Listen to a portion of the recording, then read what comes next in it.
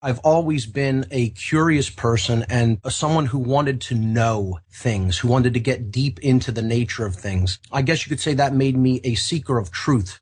In my early childhood, I was raised around religion. Not to say that I grew up in any kind of a strict religious background, but my family is kind of conventional thinkers. This is what you do because how we were taught. It was go along to get along type of mentality. In bringing me up into a traditional religious faith, namely Catholicism, I took on a worldview that was very fearful and was definitely one of mental control, as I consider that all religions generally are, and that's what they're there for. Unfortunately, during my early teens, I had no frame of reference to understand organized religion in the sense that I do now as astrotheology, because this was a topic that I had no knowledge of and no other researchers at that time had ever brought that body of work to my attention. What you could say happened is the feelings that I had for being deceived into that worldview of fear and that worldview of deception, as I considered it, is that turned to feelings of resentment and rage. In that state of emotions, I attempted to find the exact antithesis of those ideologies and worldviews. And that pushed me into looking into the world of the occult. When people hear that word, there's a lot of negative connotations that come with it, and there's a lot of misconceptions that come with it. The word occult is derived from the Latin noun oculus, meaning eye. And the word occult itself comes from the Latin verb occultare, which means hidden from sight or veiled to the eye. So all occult means is hidden from plain sight, not easily seen, something that has been obscured. And that's what this body of knowledge is. It's knowledge that has been taken out of the general circulation of humanity, and it has been held or reserved for the elect few who have access to that knowledge. I went into what would be considered the dark aspects of the occult, meaning keeping knowledge for one's selfish usages and as a power differential over other people who have been deprived of that same knowledge, because ultimately all the knowledge of the occult is about the aspects of the human psyche. It is actually knowledge of ourselves and how we function and what our primary motivations and those types of factors are within the human individual. I got involved in groups like the Church of Satan, the Church of Lucifer, the Order of the Evil Eye, among many other dark occult organizations. I was actually appointed a priest within the Church of Satan in the 1990s by Anton LaVey himself before he passed away, I believe in 1997. The worldview that I had back then was extremely dark. It was based upon controlling other people, gaining knowledge to use as influence and a mechanism of control over others, then partnering with other people in order to expand upon that knowledge and use it in a more effective way. That's what these occult organizations are about. And I call them psychological filtration centers for people who are actually psychopathic. These are the tendencies that they're looking for. People who are self-focused and don't really care about what they're doing to others. So they can groom them and bring them up into positions of power, because as I found out through working with these organizations, it's not just isolated individuals. It's people who are connected in just about every institutionalized area of modern life: politics, law, business, finance, education, medicine, you name it. The networks that they have in place are extensive, and these are the types of individuals I would see at meetings, rituals, etc. So when I started to understand not only what drove me into that arena, which was feelings of resentment, anger, rage at having been lied to, but I also began understanding that this was much larger than what I had originally envisioned it as. This was really the fundamental core ideology, Satanism and dark occultism, that lies behind all of the institutions of power and influence that really make up modern day life and modern society. Once I started to understand that it was all about control and it was about injecting this poisonous worldview, which was more poisonous than even a fundamentalist religious worldview, there's a third side. There's a middle ground that is actually deals with the truth about reality and the natural law, but not having had any access to that general framework through people's dedicated research that I had not encountered up to that point, I bought into this poisonous worldview because it is based upon three basic ideologies, three core tenets. That is moral relativism, the idea that there is no such thing as right and wrong. We get to make it up based on our personal likes and preferences, and it's all relative. What's good for us is good. What's bad for us is bad. What's good for us is bad for someone else, then, hey, go for it because it doesn't matter what happens to them. Again, it's a very psychopathic worldview. The second tenet is social Darwinism. The idea of the survival of the most ruthless, not necessarily the most humane or the most fit in consciousness, anything like that. It's right. Just whoever can get a leg up on the other person and exploit that differential, go for it because that's what's going to make you strong and that's what's going to make you survive. So it's that idea of self-preservation above all else, social Darwinism. And the third is something that a lot of people want to ignore.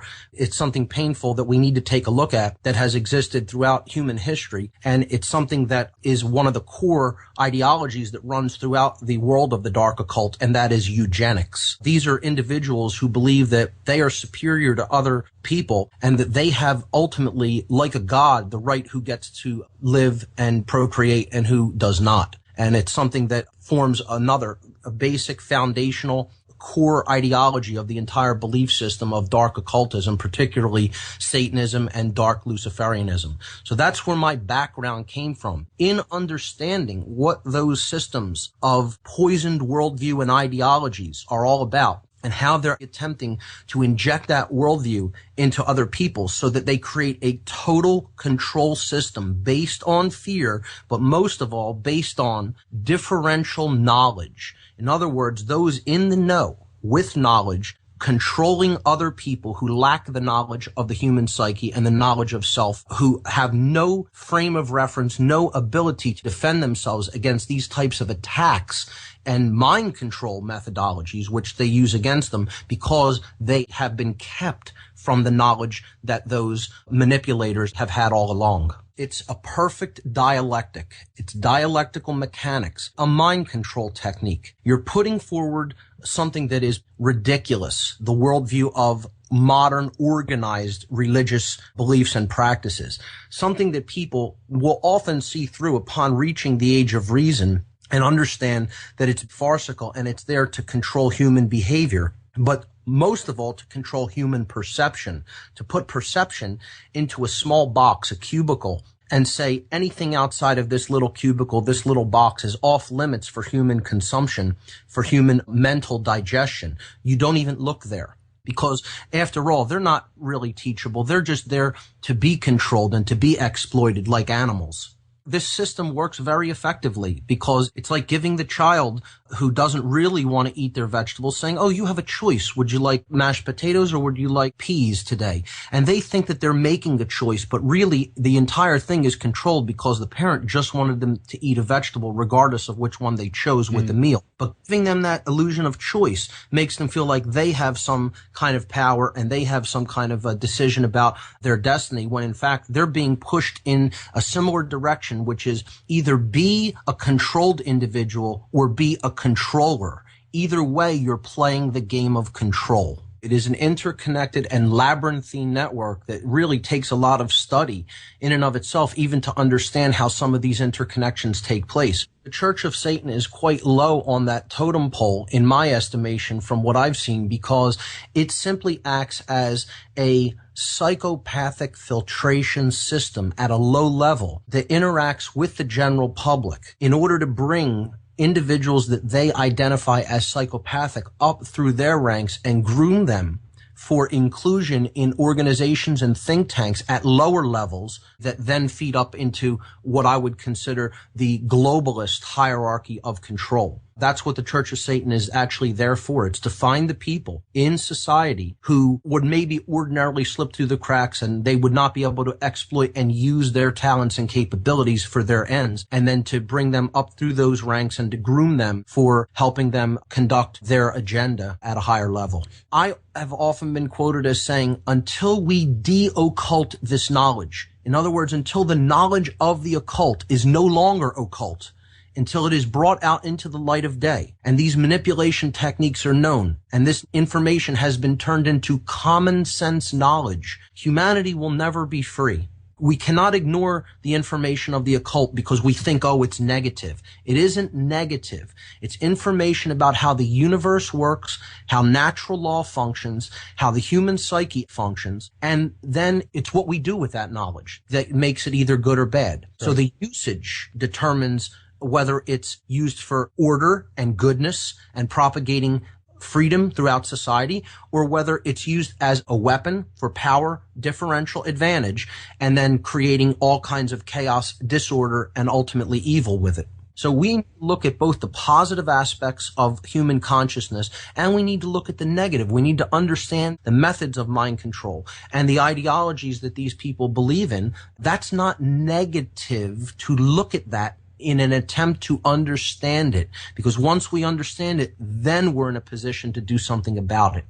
We definitely need to understand the dynamic of human psychopathy. If we don't understand psychopathy, we're missing a gigantic piece of the puzzle as to why the world has been worked into the condition that it currently exists in. Psychopathy is a genetic disorder. It's something that results in a being that is born without the ability to empathize with any other being. It's like an amputee who doesn't have hands. He can't type on a keyboard, not because he may not want to, but because he doesn't have the capacity to, because he no longer has hands.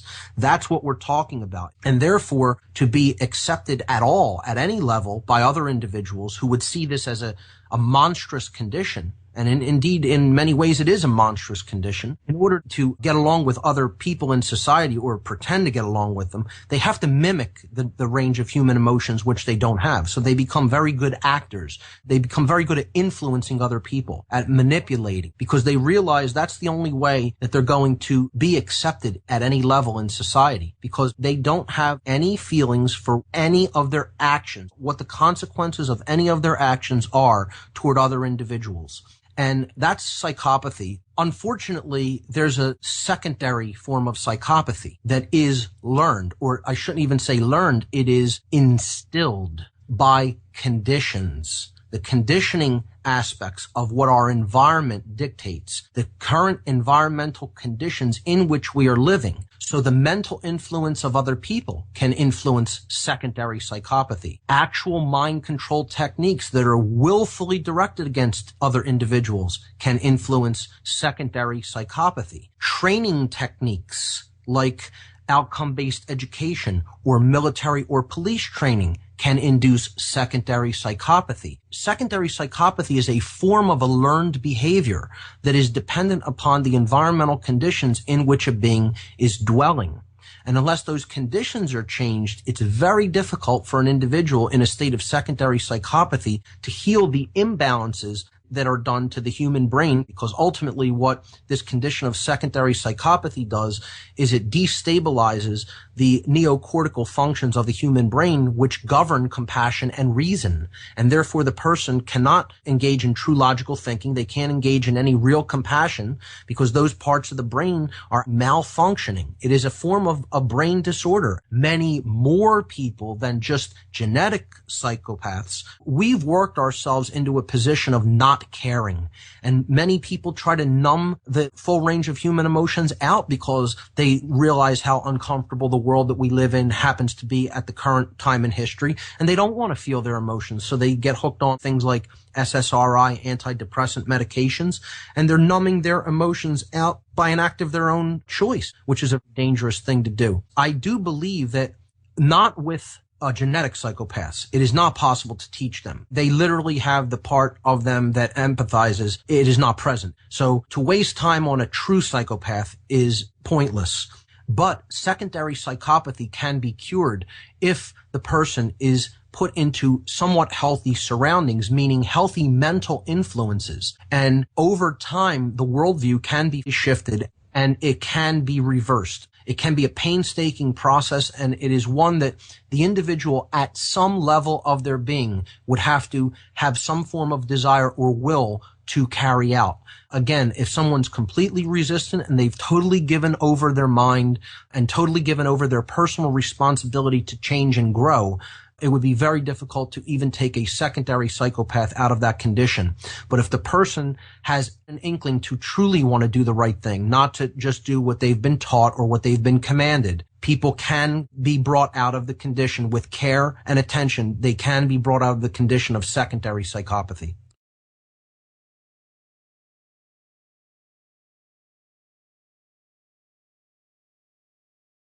This is Jeff Bird, and you're listening to Radio Mysterium.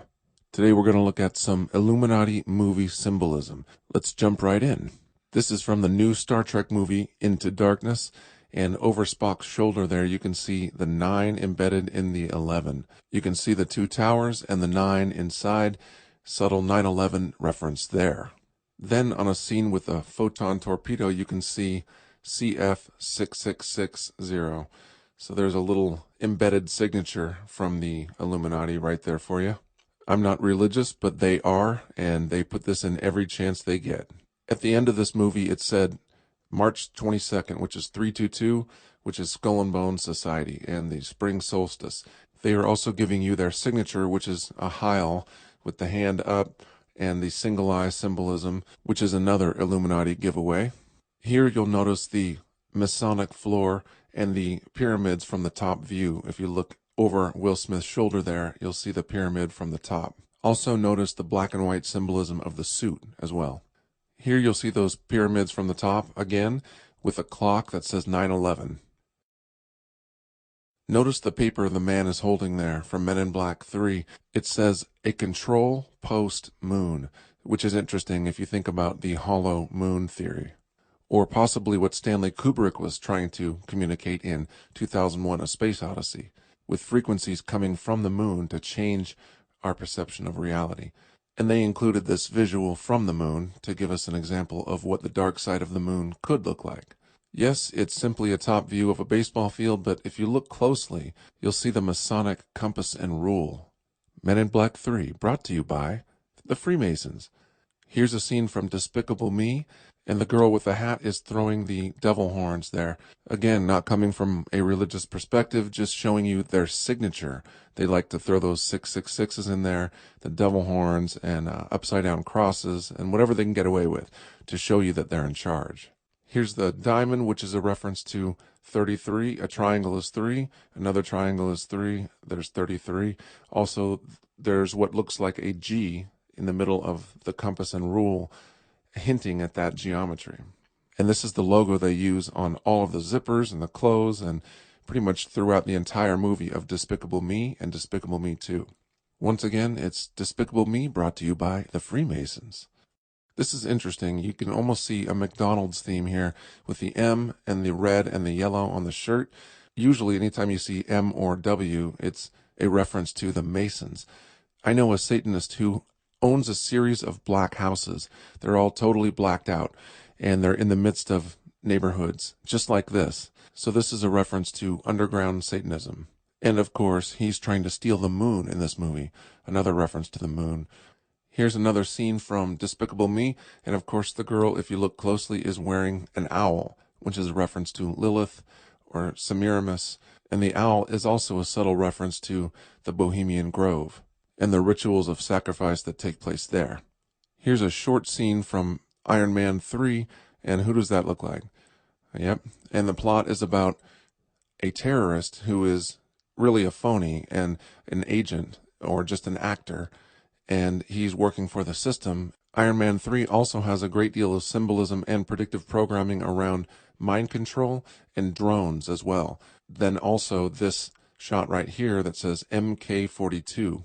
Not only is 42 a very occult number, but you see the ever-present MK, which refers to mind control, K being the German K. But the more recognizable reference here is MK Ultra. You can see another MK reference here with a machine that looks like a mind control machine, and you see the letters MK right there.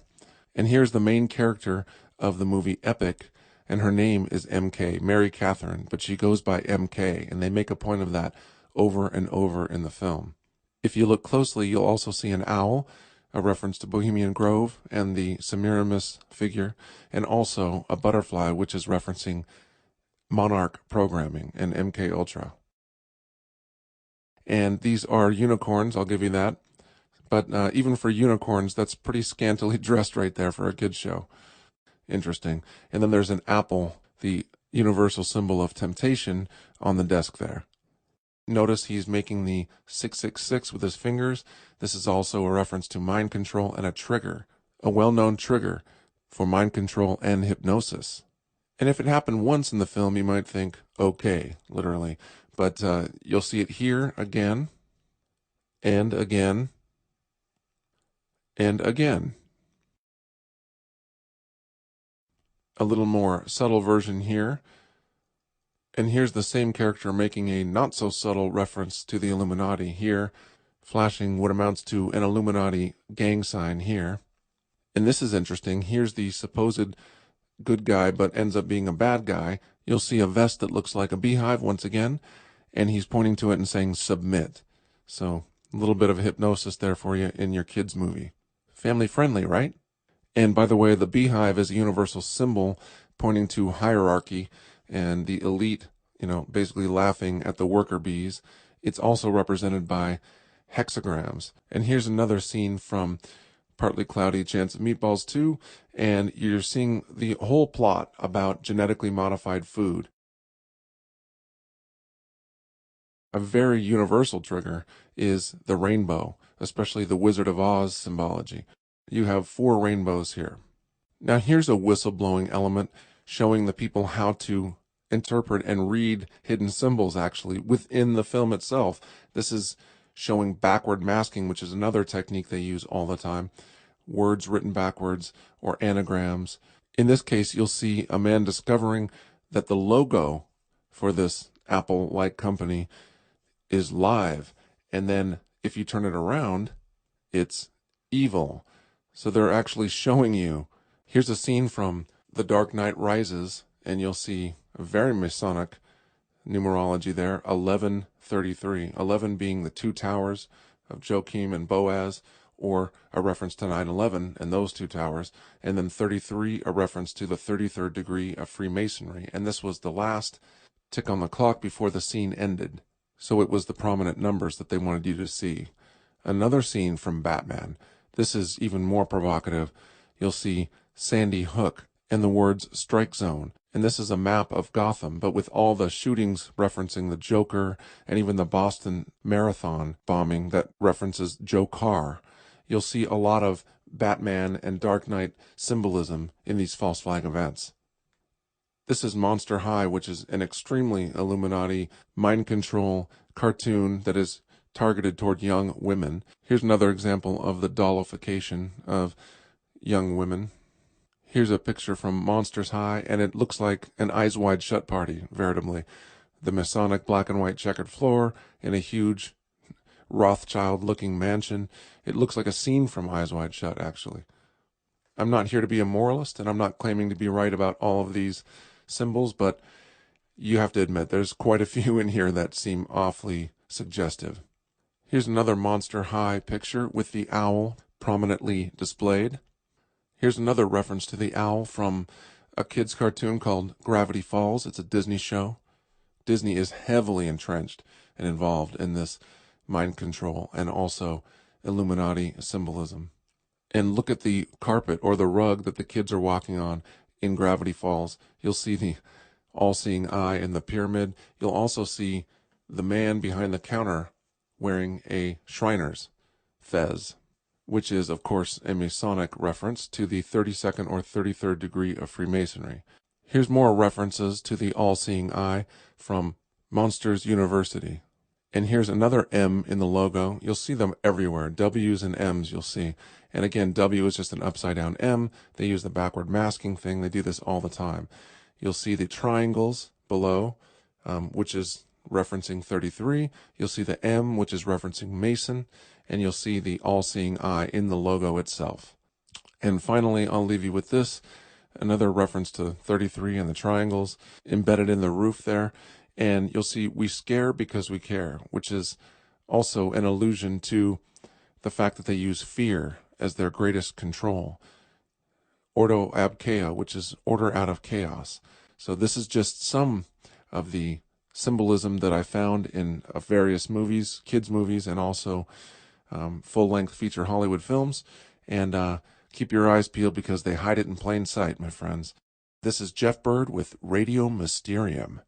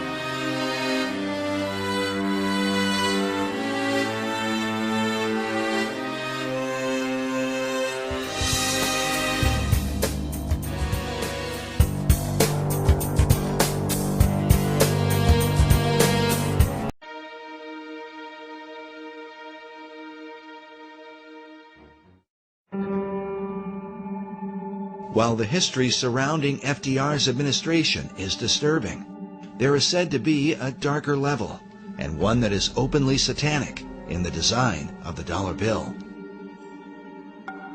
These allegations begin with a group founded in Bavaria in 1776, known as the Illuminati.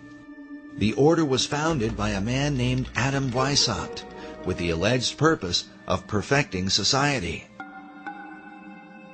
The symbolism of the dollar bill, Adam Weishaupt, do you really think it has anything to do with the Illuminati, in your opinion? Is the Illuminati to be defined as Freemasons and Rosicrucians and other secret society members? If that's the case, then yes, I believe the symbol on the dollar bill, the truncated pyramid, is directly related to the Illuminati, because Roerich was the Illuminati. In the 18th century, the original order was thought to have a bloodthirsty agenda, and it was believed that they secretly worshiped Lucifer.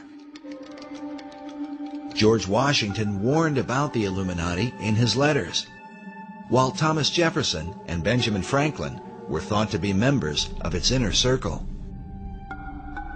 Which brings us to our next speaker. He claims to have been raised in a modern Illuminati family that dates back to the 1700s. He says that, as a child, he was made to practice black magic and witchcraft. His name is Doc Marquis. My family goes back into the Illuminati all the way back to 1789. Of course, we have no way of either confirming or denying Doc's claims, but it is worth noting that he has acted as an expert on the occult for law enforcement and the FBI. According to his publisher, in the past he has appeared on and consulted for Geraldo Rivera and Oprah Winfrey, and for shows like Hard Copy, Inside Edition, and Unsolved Mysteries. Doc has been a Christian since 1979, but he says that part of his upbringing in a family that worshiped Lucifer was to be taught about the secret Illuminati symbols of the dollar bill, and that understanding them begins with the Rothschild dynasty. Meyer Amschel Rothschild had made a very interesting and profound statement. He said, "Allow me to control and issue the money of a nation, and I care not who writes its laws." And he was right. Meyer Amschel Rothschild is called the founding father of international finance. In 2005, Forbes magazine ranked him 7th on their list of the 20 most influential businessmen of all time. All this happened back in 1776, and this was during May 1st and shortly thereafter. The significance behind that is that on May 1st, 1776, Dr. Adam Weishaupt, who was a defunct Jesuit priest, who was given the chair of the professorship of religious studies at Ingolstadt University, was approached by Meyer Amschel Bauer, who would later change his last name to Rothschild, along with 12 of his most financially influential friends. They knew Weishaupt at that particular time was not only a genius when it came to the occult world, but Weishaupt also had an axe to grind, because it was the Catholic Church that just recently defrocked him. He was no longer a Jesuit priest, and he was going to send a message to them, to the monarchies of Europe, and to all other people who would try to have their will over his. What Rothschild and Weishaupt came up with was a plan to destroy the old world system of government through monarchies and the church, and to set up a new world order in its place. This is said to be the great plan of all the secret societies. So what happened? Meyer Amschel Bauer approached Weishaupt and basically told him, "We know you've got the occult knowledge and genius to put it all together. We've got the money. You do it, we'll back it." Just to paraphrase what really happened. So in 1773, Weishaupt started creating what had never been created before. The idea of Illuminism had always been around, ever since the days of Babylon, with the co-founders of being that Nimrod and Semiramis. But no one had ever been able to actualize it. However, May 1st, 1776, the Order of the Illuminati had become a reality under the auspices of Dr. Adam Weishaupt. Now, like other nations, orders, countries and such, they have their two great seals. The Order of the Illuminati does. Those two seals can be found on the back of a $1 bill. People mistake those to be the two great seals of the United States of America. They are not. Those are the two seals of the Order of the Illuminati. And I'm going to explain it to you. In order to understand the seal itself, we have to first take a look at every single thing that composites it. We look at the first part of it on our left, which would be the truncated pyramid one. Above it is a 13-letter Latin expression that says Annuit Corruptus. And directly underneath the base of the pyramid is a 3-word Latin expression, which is Novus Ordo Seclorum. If you were to look up the word, let's say, work, in the English dictionary, you're going to find at least 50 different meanings for it. It is the same thing in Latin. Different words have different meanings. They have more than one meaning. The word seclorum, one of the definitive meanings is secular. Something that is secular is of the world. So it is proper, very proper, to translate the bottom as New World Order, the Novus Ordo Seclorum. The whole of it is saying, announcing the birth of a new world order. This would be Dr. Adam Weishaupt himself, the very first head of the Order of the Illuminati. It was Weishaupt who had himself come up with a 7-part plan to create what he called the Novus Ordo Seclorum, or the New World Order. This is the person responsible for it. The interesting thing about the front of the dollar bill is that there are 4 huge ones. There is one in every single corner.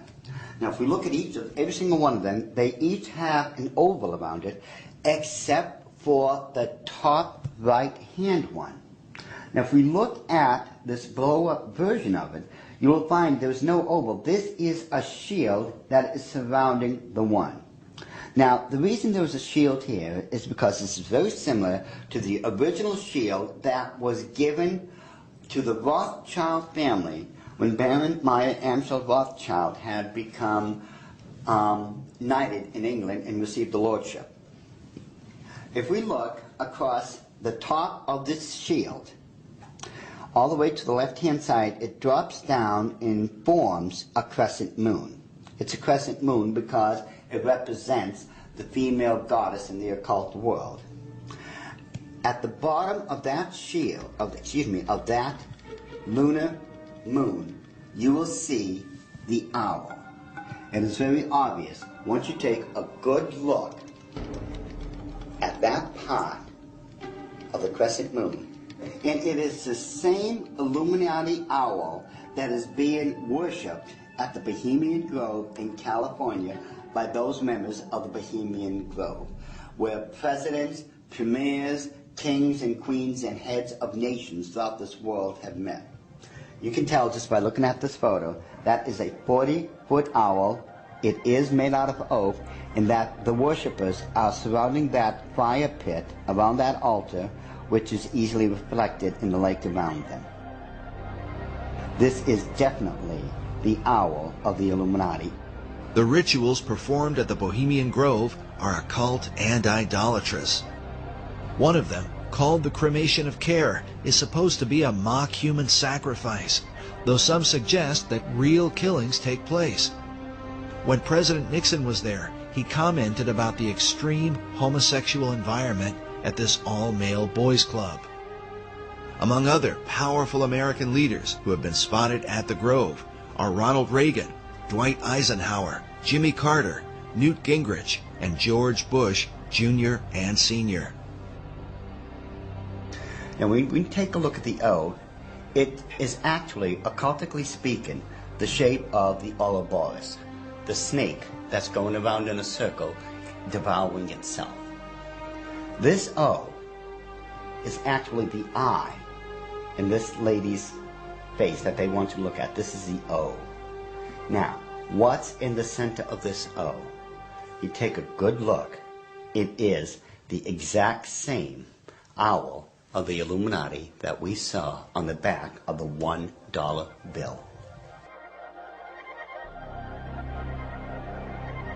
So the question then becomes, who owns L'Oreal? But the owl seems to be a major symbol for the secret societies, as they are found repeatedly inside government buildings in Washington, D.C. And a giant owl figure is even seen in the street design, with the United States Capitol in the midst of it.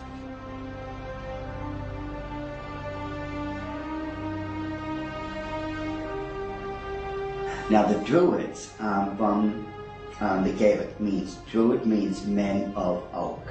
These people worshipped creation, among other things, but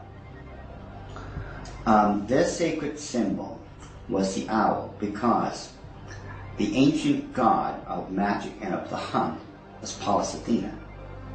Her bird was the owl, and that owl represented wisdom. It always has. Pallas Athena was also the goddess figure who was said to inspire Sir Francis Bacon. But now look at this owl seal at the Bohemian Grove, where it says, "Weaving spiders come not here." While the line is taken from Shakespeare's Midsummer Night's Dream, could this also be a veiled reference to what seems like a spiderweb design that forms the background of the dollar bill? Are there additional secrets hidden there? Now, I'm sure you've heard of a Rorschach smear, or the Rorschach ink blot test, as created by Dr. Rorschach himself. You see the ink in the forefront and everything else is in the background. This way your subconscious mind is supposed to pick up on what's on the foreground, and you're supposed to be able to tell what you are subconsciously seeing.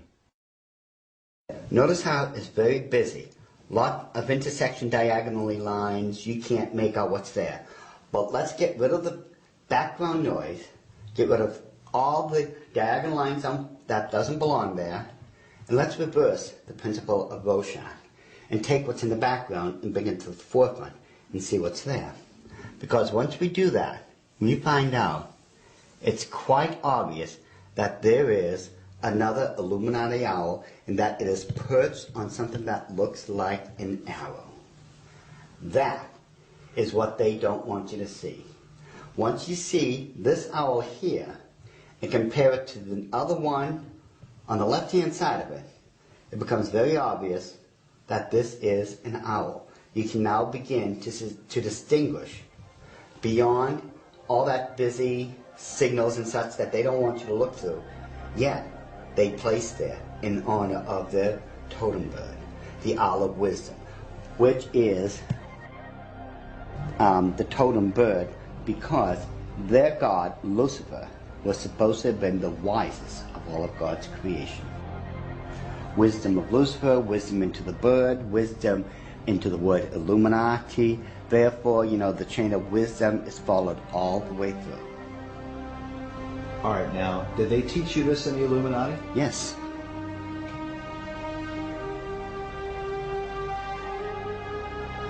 Well, I want you to understand that the first symbol is known as a pentalpha, from the Greek word for five, pente.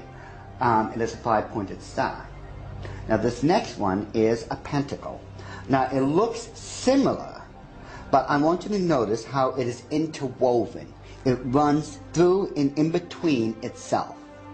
Now, this next symbol is what's known as the Star of David, the Mogan David, the Jewish Star, the Seal of Solomon. There's numbers for it. This is the symbol for the nation of Israel.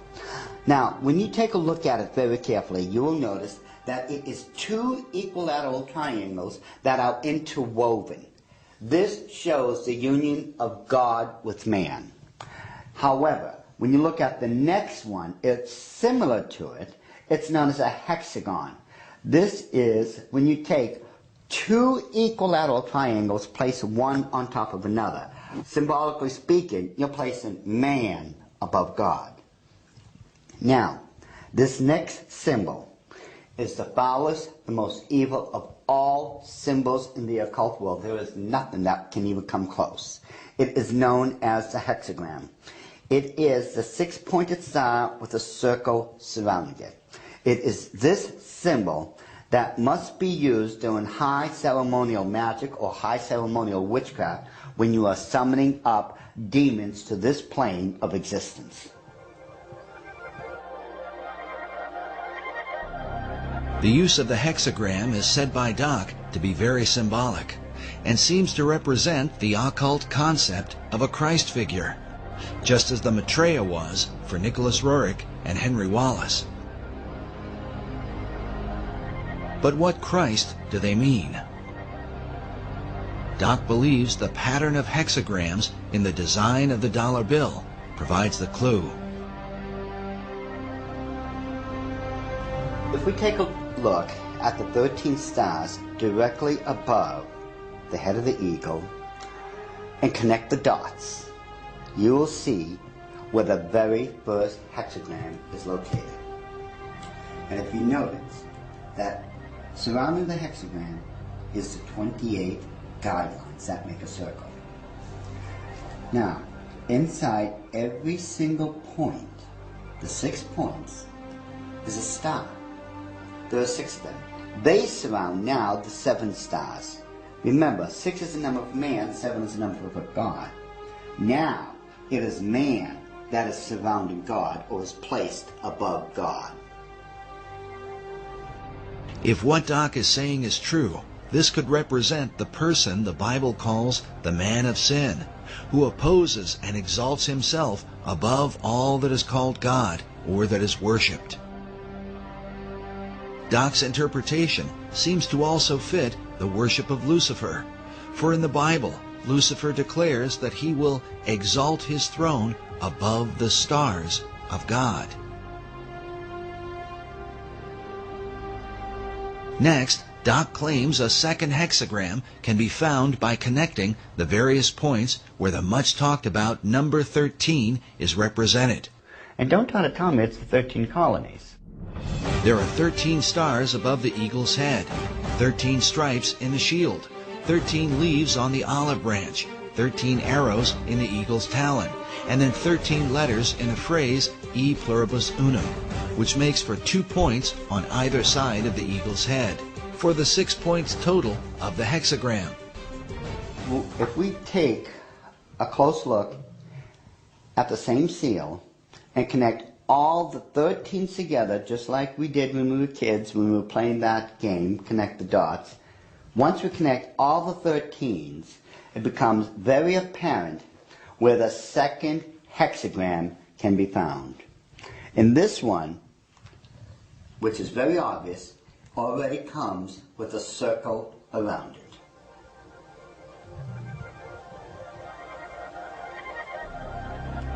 So this is the second hexagram here in figure 2. Yes. And then where's the third hexagram? The third hexagram can be found on the other part of the Great Seal. Again, connect all the 13s together, the 13 letters, the 13 steps in the pyramid, connect all this together. And you'll note with the circle that's already there, it forms the third hexagram.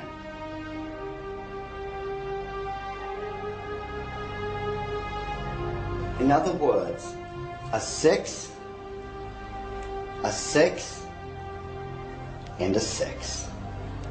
A 6, 6, 6. Doc has deciphered a code that, if there, would glorify Lucifer's Messiah, whom the Bible calls the Beast or Antichrist. In the book of Revelation, it reads, "Here is wisdom.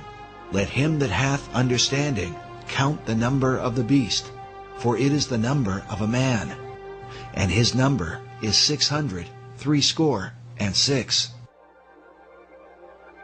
Could there really be 3 6-pointed hexagrams on the dollar bill? Once we start at the base of the pyramid, which is the foundation of all things, and follow the design of the hexagram itself, you're going to find out something very startling. We go from the M and follow the symbol all the way up to the A. The A cuts directly underneath the eye of Lucifer all the way to the S. The S connects all the way down. It goes in between the V and the I and connects all the way to the O. And following the symbol, the O connects up and over along the symbol of the hexagram to the word N. In perfect sequence, it's M-A-S-O-N, Mason.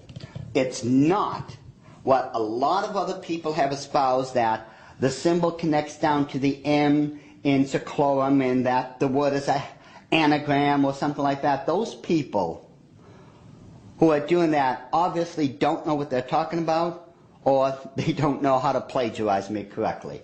Because the order of the Illuminati have stated, and always will state, this is perfectly spelled out to be M-A-S-O-N, Mason. This points conclusively that the Masons have been involved in the order of the Illuminati. This was back during the Council of Wilhelmsbad, which would have been July 16, 1782.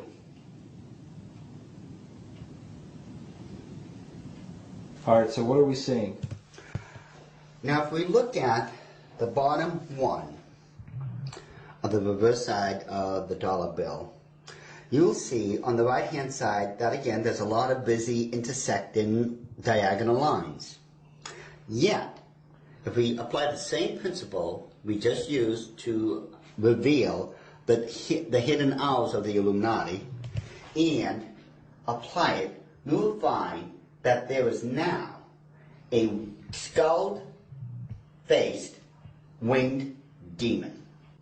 And it is very obvious, once you take away the background, the busy noise, it becomes very apparent what it is and that it's been there all along. And if we just simply go and enlarge that section, just start with a small one, and just keep enlarging it, and enlarge it even more, even with the background noise there, as I call it, I think it becomes very apparent what we are now looking at. That it is still a skull-faced winged demon. And it is these demons that are protecting and blessing the two great seals of the Order of the Illuminati. And it would make perfect sense that it had to be demons used to protect these seals, since I am convinced it was those same demons that handed them over to Thomas Jefferson when they first created them. I am convinced, beyond all doubt, that that indeed was a demon sent up from the bowels of hell, probably under the direct orders of Lucifer himself.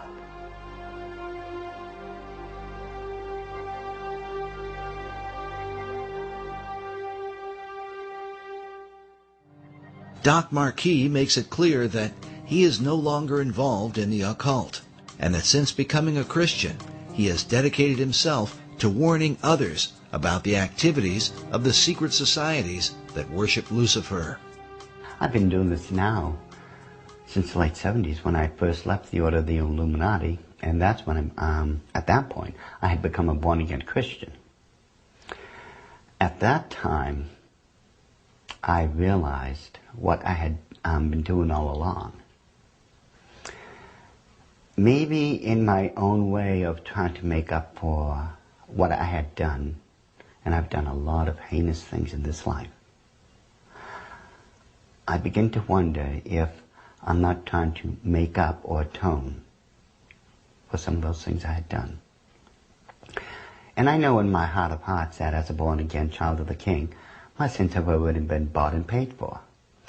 But still, there's just that part of me that still feels so guilty about everything I've done. So it could be in my own way, and I'm somewhat convinced that in my own way, I'm still trying to make up for all those crimes I was guilty of when I was in the Illuminati. Doc makes it clear that he believes demonic forces were behind the design of the dollar bill and are working through secret societies. One of them is the Order of the Eastern Star, the female chapter of Freemasonry, whose icon is an inverted pentagram, a symbol associated with the satanic goat of Mendes. Ed Decker told us a story about a woman he once counseled who was involved in this society. I got a call one day after I had published a book on it, and a little book called The Question of Freemasonry. And in that book, I had, on one page, is the actual goat of Mendes. The goat of Mendes is a very significant symbol, since it was designed by 19th century French magician Eliphas Levi, without question the most influential occultist of the last 200 years. In his books, Levi glorified Lucifer and Satan, and his writings were quoted extensively by every major occult leader, including Albert Pike, Madame H.P. Blavatsky, and Manly P. Hall. Now listen carefully to Ed Decker's story. I got a call from someplace back in Pennsylvania, New Jersey, and this is years ago. And a lady called me up and she said, "I want to talk to you." She said, "I received a copy of your book. I am the head of the Eastern Star for my state." And she said, "Every time I go to another area of the state to do the induction of the leadership of the local chapters of the Eastern Star, I have these bad dreams, and it's like this demon comes in and attacks me in my bedroom, and it's this evil, evil thing. And it's beginning to bother me." And someone mentioned to me that, the Masons and the stuff that they do isn't really godly. You might want to study it a little bit. She said, so she told me that she went to a Christian bookstore and asked them if they had anything on the Eastern Star or Freemasonry. And the lady said, you know, in the mail, I had just gotten this booklet. It's called The Question of Freemasonry by this guy, Ed Decker. And she said, I opened the book, I opened it up to the page, it just opened to the page that you have the goat of Mindy's on there. And I looked at that, and that's the demon that's been coming into my room and attacking me when I'm going around the state and doing the inductions of the ladies of the Eastern Star. She said, I ran down 3 blocks to my husband's office, left my car right in the parking lot of the Christian bookstore, ran down there, got my husband out of his, I think he was an insurance agent or something, and said, look at this. They left there, went home, read the book, got on their knees, confessed it as sin, renounced it, and had that thing taken off their back. And from that time on, all that heaviness left her. When it went away, it just moved off her entire spirit. It was a spirit of darkness and evil. And it was the goat of Mindy's, the same thing that's on the Medal of Honor, the same thing that's built into the Capitol and the Mall and the White House, built in there. It's the same evil spirit.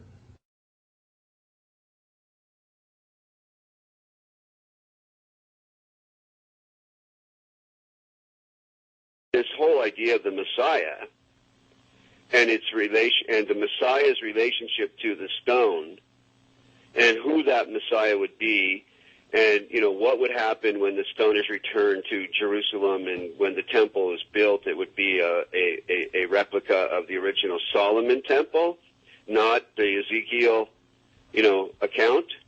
Which is what most Jews believe, the Ezekiel account. No Jews believe that the Solomon's temple is going to be rebuilt in that architectural style. But the Masons believe, if I understand them right, that when that stone finds its way to Jerusalem, it's one of the last items necessary, and that there are certain rabbinical orders that I've met today that are anticipating its return. Once it returns, then they proceed with a blueprint to take the Temple Mount and put up what they consider to be the final temple that Ezekiel described. But the stone it's all pivotal upon the return of this stone, because Solomon brought that stone in the traditions and legends in Judaism into his original temple, and upon it the incense was burned in the fire pan. According to Masonic author David Ovison, the word dollar comes from the German word Taler. While there are many Taler designs, one in particular is mentioned, with the image of Jesus Christ crucified on one side, while the reverse bears the image of a serpent on a cross, and a reference to the book of Numbers from the Old Testament. In this account, the children of Israel had complained against God. The scripture says, "And the Lord sent fiery serpents among the people, and they bit the people, and much of the people of Israel died." When they repented, God commanded Moses to erect a bronze serpent upon a pole, saying that everyone that is bitten, when he looketh upon it, shall live. In the New Testament, Jesus made reference to the bronze serpent as a picture of his crucifixion. He said, "As Moses lifted up the serpent in the wilderness, even so must the Son of Man be lifted up, that whosoever believeth in him should not perish, but have eternal life." Some believe that the serpent cross is the original inspiration for the American dollar sign today. While the image of the bronze serpent holds a very particular meaning for Christianity, David Ovison explains that Kabbalists and alchemists find an interesting parallel in the Hebrew gematria. The Hebrew word for the serpent of Moses is Nakash, which means the shining one. The numerical gematria for Nakash is 358. This is also the numerical equivalent for the Hebrew word Mashiach, or Messiah. Oveson claims that these numerical equivalents allowed magicians to draw a connection between the brazen or bronze serpent and the Messiah. But exactly what Messiah do they mean? The phrase e pluribus unum, or out of many, one, appears in the banner held in the mouth of the American eagle. The word one appears a total of 7 times on the dollar bill. Oveson writes, in magical numerology, the number 7 is regarded with a special veneration. Certain texts that deal with the meanings of numbers insist that 7 stands for the complete temple. The temple he refers to is the ancient temple of God, built by King Solomon in the city of Jerusalem. Oveson goes on to say that the concept of a complete temple is symbolized by the unfinished pyramid of the Great Seal, where the symbol of a Messiah figure is also shown with the all-seeing eye, representing the capstone that will one day complete the pyramid. In other words, when the Messiah emerges, then will the temple be complete. But just who this Messiah will be is the subject of intense debate, and the clues to his identity are said to be related to the temple itself. The site of Solomon's original temple at the Temple Mount in Jerusalem is still considered a sacred and holy place. Buildings are sacred in religions. Religious buildings are sacred. So Solomon's temple is sacred. The Knights Templar were specifically named in reference to this ancient site. They were known as the Poor Knights of Christ and of the Temple of Solomon. The Knights Templar lived on the Temple Mount. Today, the Temple Mount has on it the Dome of the Rock and Al-Aqsa Mosque. The Knights Templar had their headquarters in Al-Aqsa Mosque when they were there. So the association between this arcane direction and tradition in Europe with the Knights Templar and the temple of the Temple Mount is direct. The sacred nature of the temple was handed down from the Templars to the Freemasons, who are said to have originated from the ancient knights. Masonic philosopher Albert Pike wrote that every Masonic lodge is a temple of religion. Another Masonic philosopher, Albert Mackey, wrote that of all the objects which constitute the Masonic science of symbolism, the most important, the most cherished by the Mason, and by far the most significant, is the Temple of Jerusalem. The spiritualizing of the temple is the first, the most prominent, and the most pervading of all the symbols of Freemasonry. Take from Freemasonry its dependence on the temple, and the system itself would at once decay and die. According to David Oveson, who is himself a Freemason, the dream of a rebuilt temple in Jerusalem is the true symbolism of the unfinished pyramid on the back of the dollar bill. But is it merely a coincidence that these symbols would end up on the foundation of America's currency? Is there a further connection with Solomon's temple and the mysterious Knights Templar? The Templars were there on the Mount. They lived on the Mount. So they were living a dream. And the dream is the same dream Christopher Columbus had and wrote about extensively in returning to Jerusalem with the gold from the Americas to build the temple. Was this the true purpose of Columbus's voyage? To finance the rebuilding of Solomon's temple? And was this desire handed down from the Templars to Columbus to modern Masonry? As we have shown before, the ships of Columbus sailed with a red cross on a white background, the symbol of the Knights Templar. But despite the interest of Templars and Freemasons, the original temple begins with the Jewish people. The temple was critical to Judaism. It was the heart of Judaism. The first Jewish temple, built by King Solomon, was destroyed by the Babylonians in 587 BC. The temple became a necessity for the existence of Judaism. So when it was destroyed, the longing for another temple in the Babylonian exile was, primary. The foundation for a second temple was laid by Zerubbabel when the first Jews returned from their captivity in ancient Babylon. First thing, when Jews are able to return, they build a temple. There's Zerubbabel and Ezra and Nehemiah come together. There's a temple built. It's added on to over the centuries until you end up with Herod's temple. This second temple was in existence during the time of Christ and the apostles. But it would also be destroyed, a terrible event that Jesus himself had prophesied. The scripture says that the disciples came to show Jesus the buildings of the temple, and Jesus said unto them, See ye not all of these things? Verily I say unto you, there shall not be left here one stone upon another that shall not be thrown down. And when ye shall see Jerusalem compassed with armies, then know that its desolation is nigh. And so it came to pass that the second temple was destroyed with the fall of Jerusalem in 70 A.D.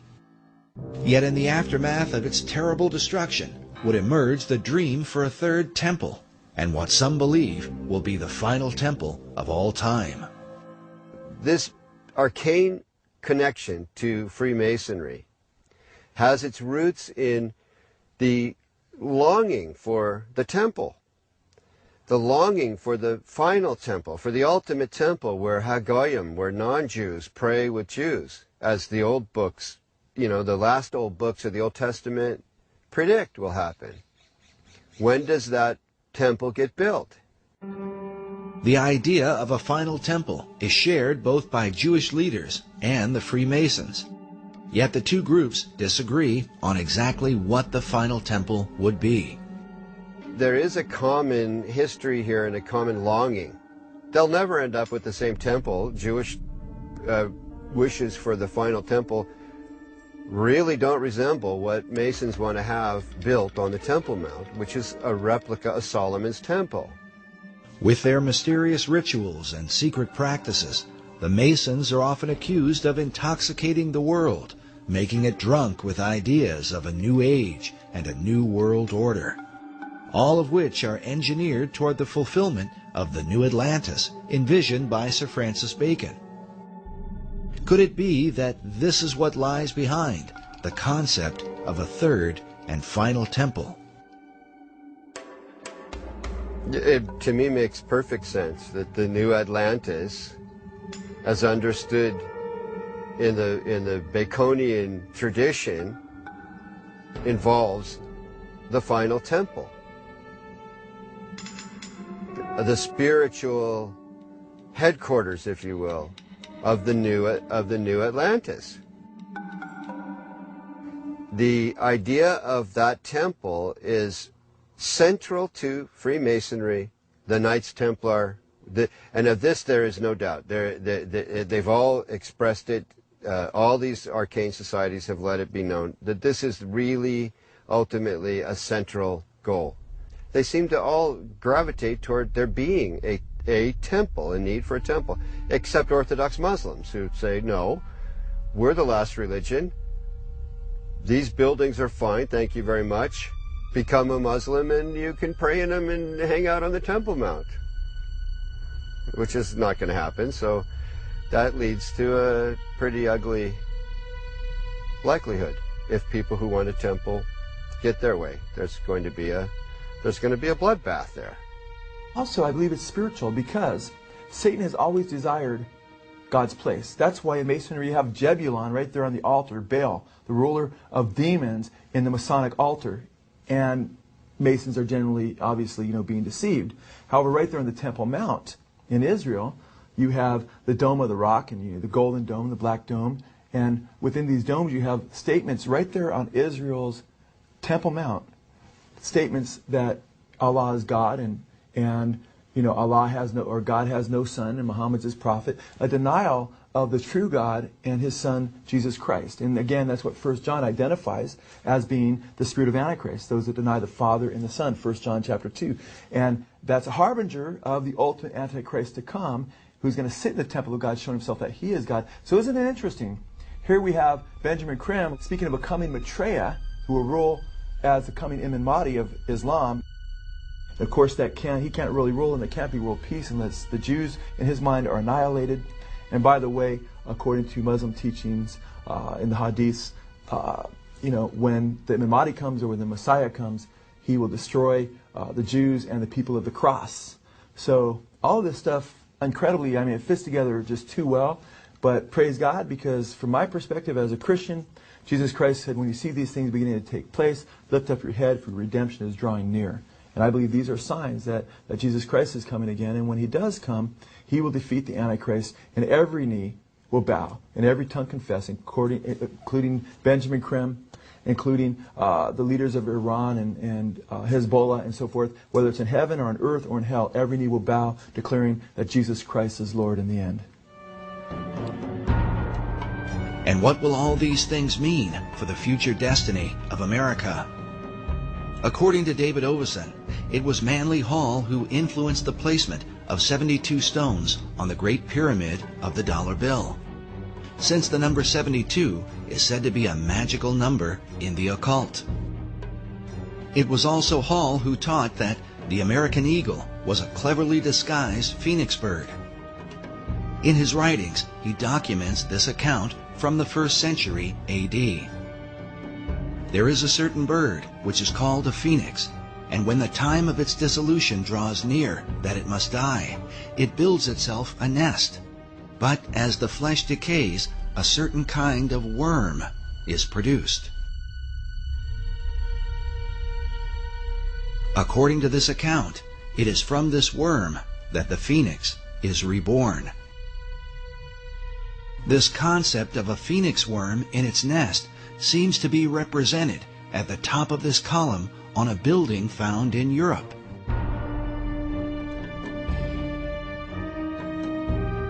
But in Washington, D.C., up at the tops of the 72 columns of the National Archives building, we find nearly identical carvings, all perched beneath the throne of destiny itself. Could this somehow be a veiled reference to the secret destiny of America? Watching the strength of the American dollar decline, we consider America's founder, George Washington. Around his image on the face of the dollar is said to be an omega symbol, signifying the end. But what end? Many researchers have come to believe that the plan of these Luciferian societies is that, like the phoenix of old, the America that we know will ultimately be destroyed, and that from her ashes will be born a new world order.